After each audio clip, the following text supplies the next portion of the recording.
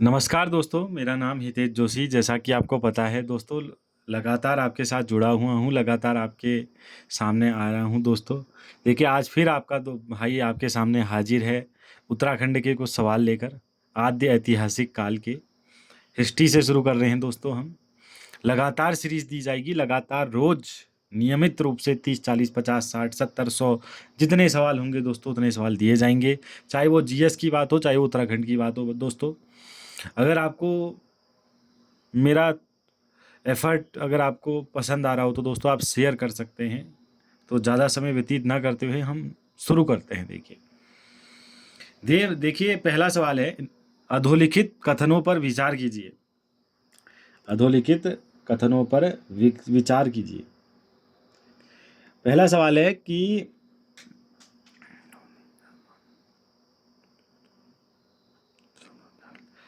महाभारत में कुलिंद नरेश द्विजश्रेष्ठ नाम से जाने जाते थे। दोस्तों बिल्कुल सही कथन है।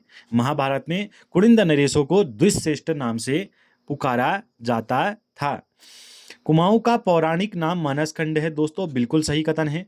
उत्तराखंड के गढ़वाल क्षेत्र का प्रथम उल्लेख हमें वेदों में प्राप्त हुआ है। बिल्कुल सही है। वेदों में गढ़वाल को देवभूमि एवं मानुष्यों की पूर्ण भूमि भी कहा गया है। बिल्कुल सही। ये देखिए, आप जो दोनों सवाल हैं ये दोनों रिपीटेड है, ये भी रिपीटेड है पांचों वाला। महाभारत में उत्तराखंड का वर्णन उत्तर कुरु के रूप में किया गया है। तो याद रखना, अगर ऐसा सवाल आया सीधा कि महाभारत में उत्तराखंड का वर्णन किस नाम से किया गया है, उत्तर कुरु से। अब आप कमेंट करके बताइए कि बौद्ध साहित्य में उत्तराखंड को क्या कहा गया है दोस्तों।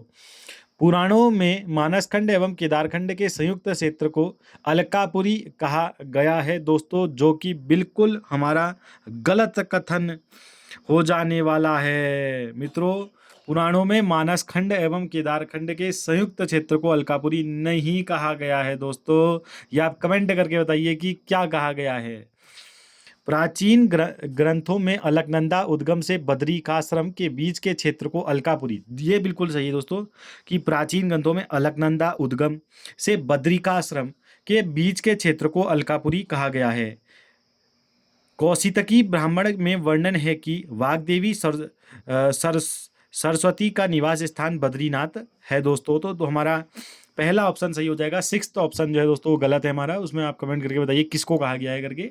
बाकी सारे के सारे आप बिल्कुल एक गो थ्रो कर लीजिए और इसको याद कर लीजिए दोस्तों। बहुत महत्वपूर्ण रहने वाला है आने वाले यूके ट्रिपल एस सी और यूकेपीएससी दोनों एग्जामों के लिए। देखिए, सेकंड सवाल है वही जो मैंने अभी पूछा आपसे। निम्नलिखित सूची ए एवं बी में सुमेलित कीजिए तथा सूचियों को मिलाएं। देखिए, फास्ट फास्ट करेंगे दोस्तों, थोड़ा जल्दी अजी, ताकि हमारे मैक्सिमम क्वेश्चन हो पाए। तो जल्दी जल्दी करेंगे। देखिए, जैसा कि आपको सब पता ही होगा, ही तो बस बताने की जरूरत है बस खाली। तो देखिए, सेकंड क्वेश्चन का जो है दोस्तों, हेमवत वैदिक काल में गढ़वाल क्षेत्र का नाम है दोस्तों। बिल्कुल सही। अलकापुरी जो है दोस्तों हमारा हो जाएगा, अलकापुरी जो है दोस्तों हमारा हो जाएगा आदि पूर्वज मनु का निवास स्थान अलकापुरी कहते हैं। बिल्कुल सही, आदि पूर्वज मनु का स्थान। और दोस्तों ज्योतिषपुर जो है दोस्तों हमारा क्या है, वाणासुर की राजधानी थी ज्योतिषपुर। ठीक है, वाणासुर की राजधानी। तपोवन दोस्तों पता होगा आपको, तपोवन में किसने करी थी। तपोवन में हमारी करी थी किसने, हमारे लक्ष्मण जी की तपस्थली थी, यानी कि लक्ष्मण जी ने तपस्या की थी। आप कमेंट करके बताइए राम जी ने कहाँ पर तपस्या की थी। चलो मैं बता देता हूँ, राम जी ने देवप्रयाग में करी थी दोस्तों तपस्या, और लक्ष्मण जी ने तपोवन में। तपोवन किस डिस्ट्रिक्ट में है आप कमेंट करके बताइए। श्रीनगर दोस्तों, श्रीनगर से अगर आ गया तो देखिए, श्रीनगर का अगर इसमें हमको मिलाना हो दोस्तों तो हम मिलाएंगे, पुलिंद राजा सुबाहु की राजधानी थी हमारी श्रीनगर। जैसा कि आपको पता होगा, कण्व का आश्रम बहुत प्रसिद्ध है दोस्तों। कर्ण आश्रम कहाँ है कमेंट करके बताइए सबसे पहले, और किस नदी के तटों में है, किस नदी में है, क्योंकि ये सवाल आ चुका है पहले भी। किस नदी में है हमारा कर्ण आश्रम, आप ये बताइए। तो देखिए, सम्राट भारत का जो जन्मस्थल था वो कण्वाश्रम था। बिल्कुल सही। भृंगतुंग मैंने बताया था दोस्तों, क्या कहा गया है, भृंगतुंग किसको कहा गया है, हमारे केदारनाथ का प्राचीन ग्रंथों में नाम है हमारा भृंगतुंग। बिल्कुल सही है दोस्तों। और माया क्षेत्र हमारा हो जाएगा दोस्तों क्या, हरिद्वार का नाम होता है हमारा माया क्षेत्र एच का 6। तो बी ऑप्शन बिल्कुल सही है दोस्तों, आप मिलाकर देख लीजिएगा। और ये मैंने बिल्कुल सही आपके सामने मिलाकर रख दिया है। नेक्स्ट सवाल की तरफ बढ़ेंगे दोस्तों। देखिए,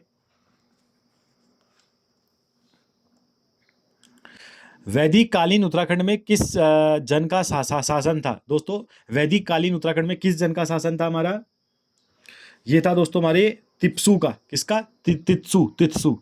मानस एवं केदारखंड के मध्य विभाजित करने वाला स्थित पर्वत कौन सा है दोस्तों, बहुत प्रसिद्ध सवाल है। देखिए जिस दिन छपता है ये सवाल, और ये आपको याद होना चाहिए, होता है नंदा पर्वत दोस्तों, कहाँ है बताइए कमेंट करके।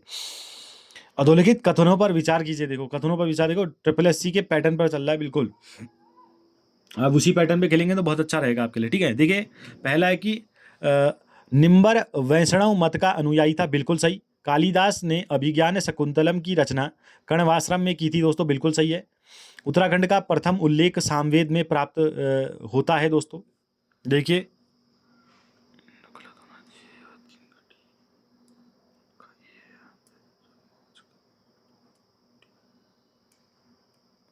उत्तराखंड का प्रथम उल्लेख जो है दोस्तों वो सामवेद में प्राप्त होता है।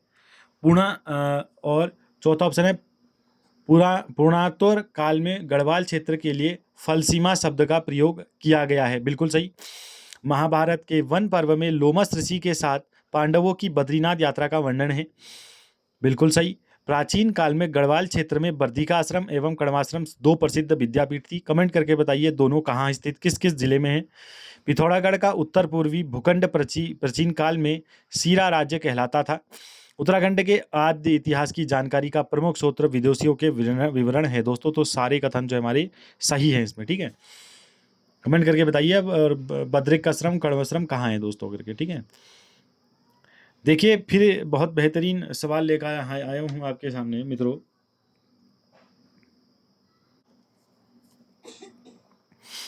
तो स्कंद पहला है ऑप्शन की, स्कंद पुराण में कितने हिमालय क्षेत्रों का वर्णन मिलता है दोस्तों, 5 क्षेत्रों का वर्णन मिलता है।